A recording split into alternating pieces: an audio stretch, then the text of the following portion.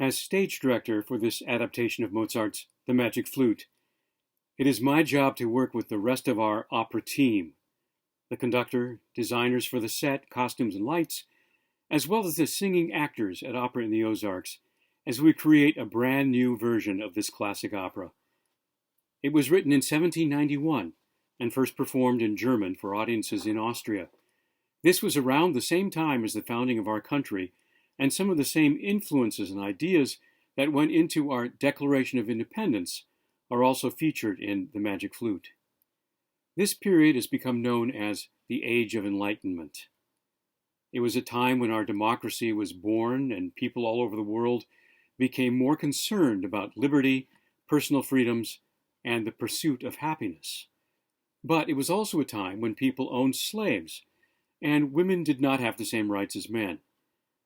When we produce operas from the past, it's important that we look at them through a 21st century lens, so we can better understand how these works still have meaning now. As we present the Magic Flute today, we must look for relevancy, or ways that people living now, more than 230 years after the composition of the opera, can enjoy this masterpiece in a fresh interpretation that focuses on the amazing music, but also offers a view of the story that may be more interesting and understandable to us now. So we've created a new English translation and have reduced the length of the opera from almost 3 hours down to just 1. Mozart and his librettist Emanuel Schikaneder created a work that is both comic and thought-provoking. In their text, there's a particular focus on 3 ideas: the importance of reason, wisdom, and nature. These are all still important to us today, but in this version, I've chosen to focus the most attention on nature.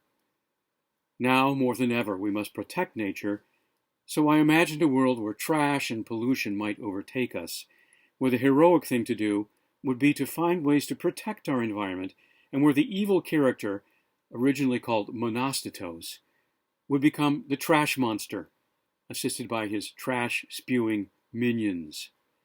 The character Tamino was the hero in the original version, but I think it's more interesting if Tamino discovers that he needs to depend on Pamina, the girl he's trying to rescue, to solve the problem of finding the circle of the sun and saving the forest, which they can do together. I first saw this opera in the 5th grade and have enjoyed it for many years. It brings me so much joy now to be able to share it with you. I hope it makes you laugh, and I also hope it makes you think of ways you can be heroic and help protect the environment too.